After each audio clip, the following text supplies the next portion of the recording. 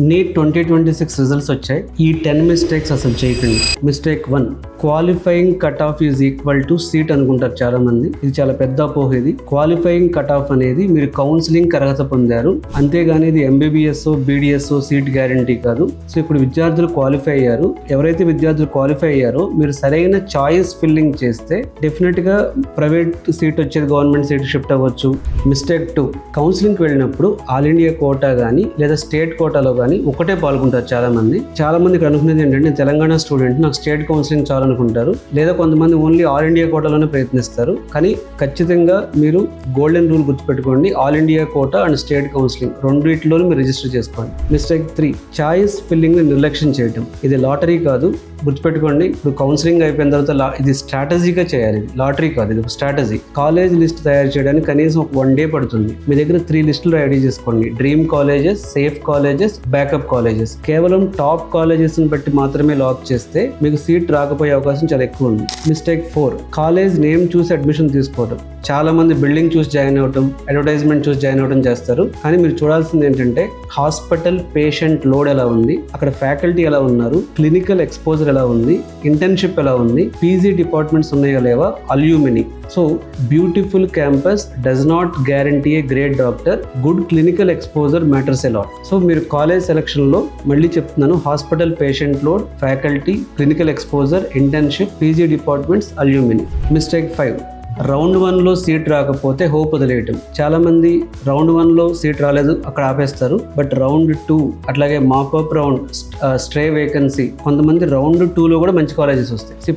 ఈ counselling process పూర్తయ్యేంత వరకు చాలా ఓపిక అవసరం. సో ఇప్పుడు నీట్ ఎగ్జామ్ ఎంత ఇంపార్టెంటో నీట్ కౌన్సిలింగ్ ప్రాసెస్ కూడా మీకు అంతే important. Mistake 6, social media rumours నమ్మటం. చాలా మంది ఇక్కడ WhatsApp messages, Telegram messages, random YouTube content, ఇవంతా అఫీషియల్ ఇన్ఫర్మేషన్ కాదు. ఈ ర్యాంక్ కి సీట్ రావడం ఇంపాసిబుల్ అని చాలా మంది చెప్తారు, కానీ సీట్లు పెరిగినాయి. So false and fake information అక్కడ నమ్మకండి. అఫీషియల్ కౌన్సిలింగ్ నోటిఫికేషన్స్ మాత్రమే ఫాలో చేయండి. మిస్టేక్ 7, పేరెంట్స్ ప్రెషర్ కి డెసిషన్ తీసుకోవడం. అందరూ ఎంబీబీఎస్ జాయిన్ అవుతున్నారు, సో తెలిసిన వాళ్ళు గవర్నమెంట్ సీట్ తెచ్చుకున్నారు, ఒక సంవత్సరం డ్రాప్ చేసుకో. అట్లా కాకుండా మీ క్యాపబిలిటీని బట్టి, మీ ఇంట్రెస్ట్ని బట్టి, ఎంబీబీఎస్ కాకపోయినా సరే నీట్ ద్వారా చాలా కెరీర్ ఆప్షన్స్ ఉన్నాయి కాబట్టి వాటిలో మీకు నచ్చింది సెలెక్ట్ చేసుకోవచ్చు. సో డెసిషన్ మీరు తీసుకోండి, డ్రాప్ అయ్యి మళ్ళీ రాయాలా లేకపోతే ఏదో ఒక ఆప్షన్ తీసుకోవాలనేది. మిస్టేక్ 8, ప్రైవేట్ కాలేజ్ ఫీ గురించి ముందుగా ఆలోచించకపోవటం. అడ్మిషన్ తర్వాతే చాలా మంది ప్రైవేట్ కాలేజ్ ఫీ గురించి తెలుసుకుంటారు.